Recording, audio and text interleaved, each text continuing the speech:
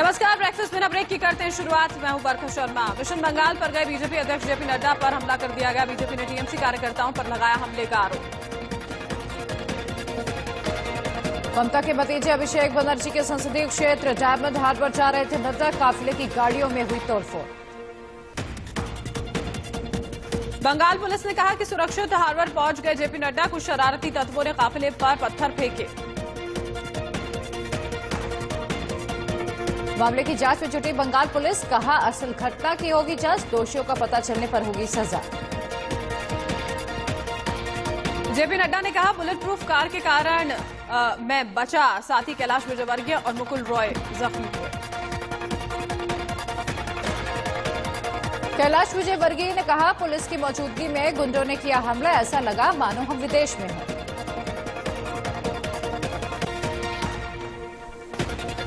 पश्चिम बंगाल के राज्यपाल जगदीप धनखड़ ने कहा अराजकता की घटना से चिंतित हूं, डीजीपी को किया था अलर्ट। हमले पर राजनीति हुई तेज, गृह मंत्री अमित शाह ने टीएमसी पर साधा निशाना, टीएमसी ने बताया झूठ की राजनीति।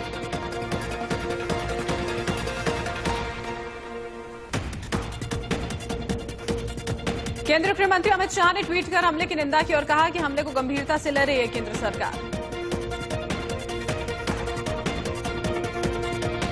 जेपी नड्डा ने ममता सरकार को उखाड़ फेंकने की अपील की, कहा ममता बनर्जी को प्रशासन का आइडिया ही नहीं है।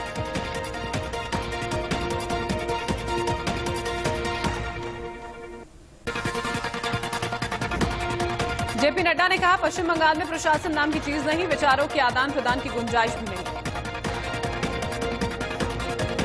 अमित शाह ने कहा बीजेपी नेताओं पर हमले के जवाब देगी जनता, ममता शासन में अंधकार के युग में गया बंगाल। नड्डा पर हमले से केंद्र नाराज, पश्चिम बंगाल के मौजूदा हालात पर गृह मंत्रालय ने राज्यपाल से मांगी रिपोर्ट। जेपी नड्डा पर हमले के बाद सियासत तेज, बीजेपी नेता मुकुल रॉय और सुशील मोदी ने कहा पश्चिम बंगाल में लगे राष्ट्रपति शासन। पश्चिम बंगाल के राज्यपाल जगदीप धनखड़ आज दोपहर 12 बजे प्रेस कॉन्फ्रेंस करेंगे, राज्य के हालात पर करेंगे बात। बंगाल की लड़ाई दिल्ली तक पहुंची, ममता बनर्जी के सांसद भतीजे अभिषेक बनर्जी के आवास की दीवार पर काली पोती। डेरा दिल्ली में बंगाल भवन चाणक्यपुरी की ओर पत्थर भी फेंके गए, कुछ उपद्रवियों ने दीवारों पर काली पोती। दिल्ली पुलिस ने कहा टीएमसी की ओर से घटना की कोई शिकायत नहीं, वीडियो वायरल होने पर अभिषेक के घर पहुंची पुलिस और दीवारों को पेंट किया गया। मामले में पुलिस ने 4 आरोपियों को गिरफ्तार भी कर लिया है। किसान आंदोलन का आज 16वां दिन, नए कृषि कानूनों को वापस करने की मांग पर अड़े किसान। अपना आंदोलन तेज करने की तैयारी में किसान, देश भर के टोल प्लाजा फ्री करेंगे कल। सरकार पर दबाव बढ़ाने की कोशिश में किसान, 14 दिसंबर को देश के सभी जिलों में देंगे धरना प्रदर्शन। किसानों का केंद्र सरकार पर आरोप, सरकार अन्नदाताओं से संघर्ष के मूड में है। किसान नेता राकेश टिकैत ने फिर कहा कानून वापस ले सरकार, 15 में से 12 मांगों पर केंद्र सहमत, मतलब कानून सही नहीं। टिकैत ने कहा किसानों ने एमएसपी पर एक कानून की मांग की थी, सरकार अध्यादेश से 3 कानून ले आई। दिल्ली बॉर्डर पर अपनी मांगों पर अड़े किसान, कहा हमारा शांतिपूर्वक विरोध रहेगा जारी।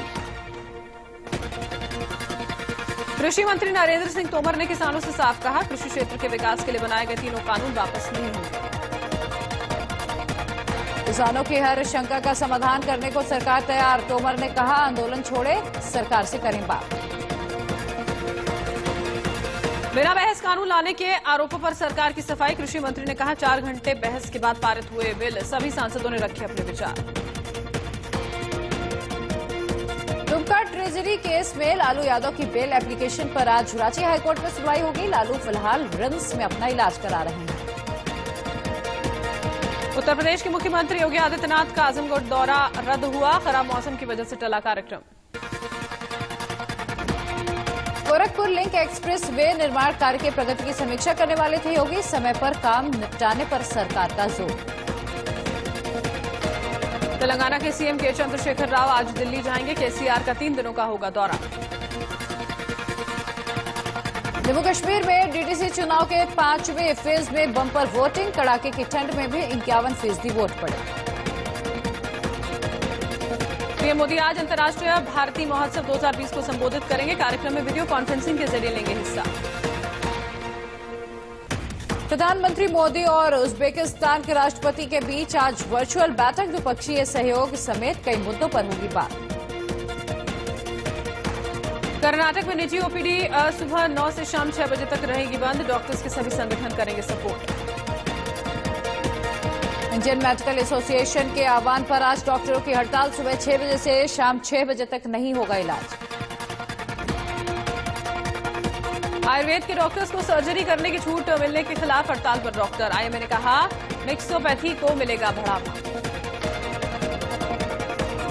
आईएमए ने कहा हड़ताल से ना कोरोना मरीजों का इलाज रुकेगा और न ही इमरजेंसी सेवाओं पर किसी तरह का असर पड़ेगा। महाराष्ट्र के 1,10,000 डॉक्टर्स भी हड़ताल में शामिल होंगे। आम लोगों की बढ़ेगी परेशानी। केंद्रीय प्रदूषण नियंत्रण बोर्ड सीपीसीबी ने दिल्ली प्रदूषण पर दिखाई सख्ती, कई विभागों को दिए सख्त निर्देश। सीपीसीबी ने निर्देश जारी कर कहा कि अपने अपने निर्माण स्थलों पर धूल प्रबंधन के लिए कड़े कदम उठाएं। केंद्रीय मंत्री प्रकाश जावड़ेकर ने धूल प्रबंधन पर दिया जोर, कहा धूल प्रबंधन पर सभी एजेंसियां मिलकर करें काम ताकि बात बन सके।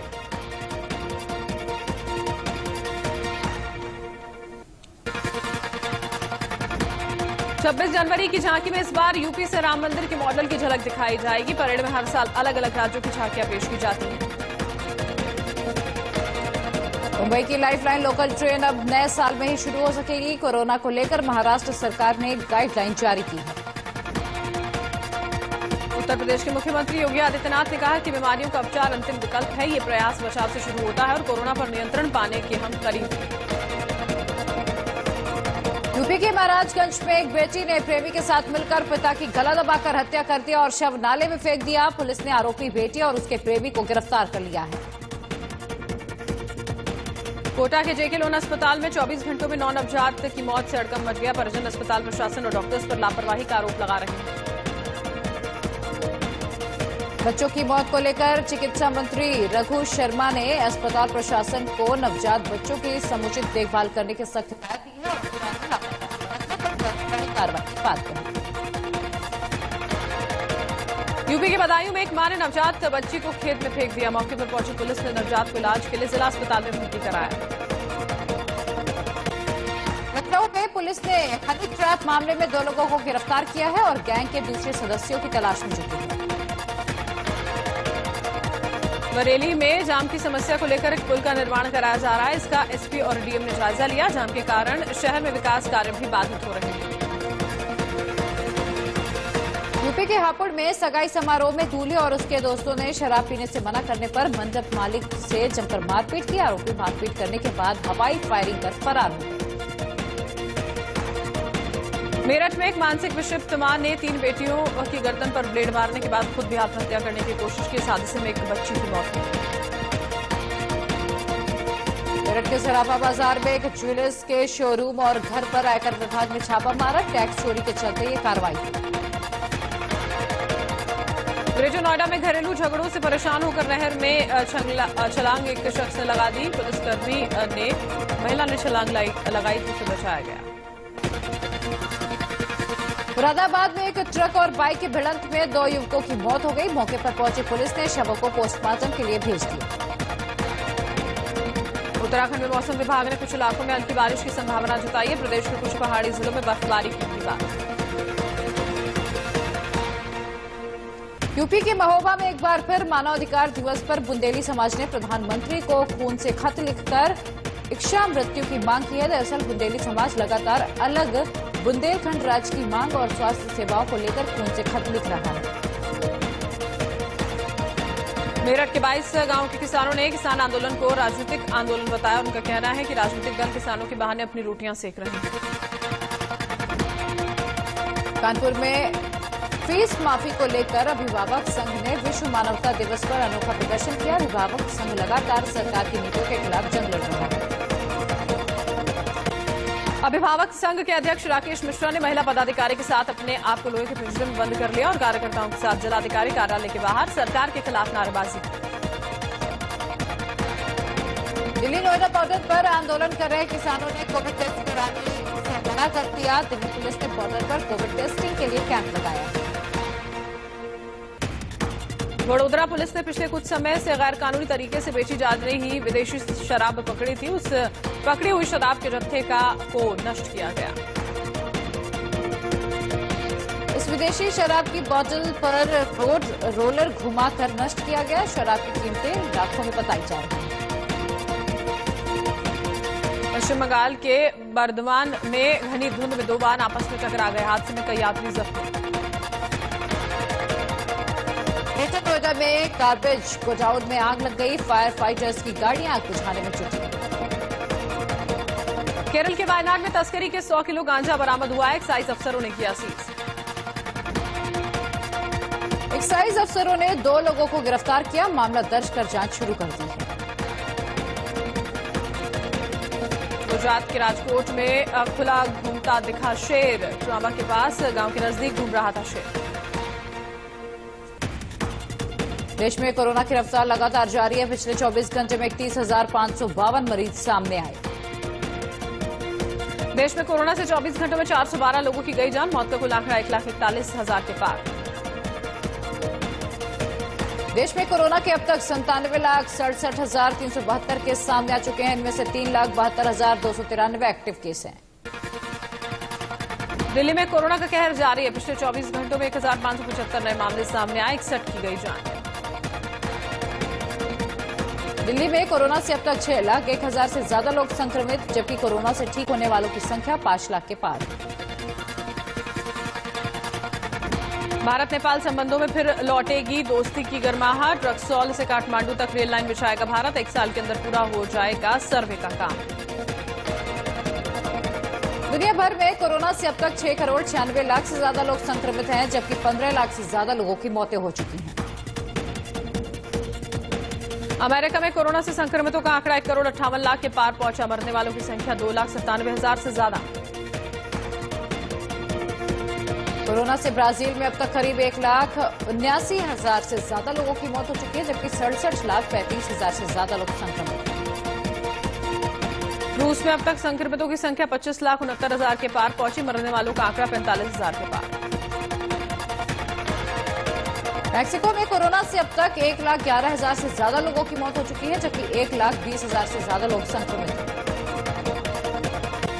पार्थिव पटेल मुंबई इंडियंस से जुड़े। पार्थिव पटेल टैलेंट स्काउट्स के रूप में आईपीएल की मौजूदा चैंपियंस टीम मुंबई इंडियंस से जुड़े।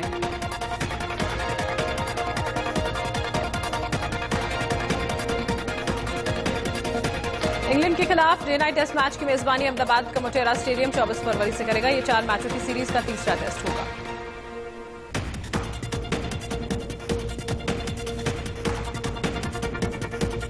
अगले साल से अप्रैल में लागू होगा सरकार का नया वेज बिल। किसी भी कर्मचारी को मिलने वाला अलाउंस कुल सैलरी के 50% से ज्यादा नहीं होगा।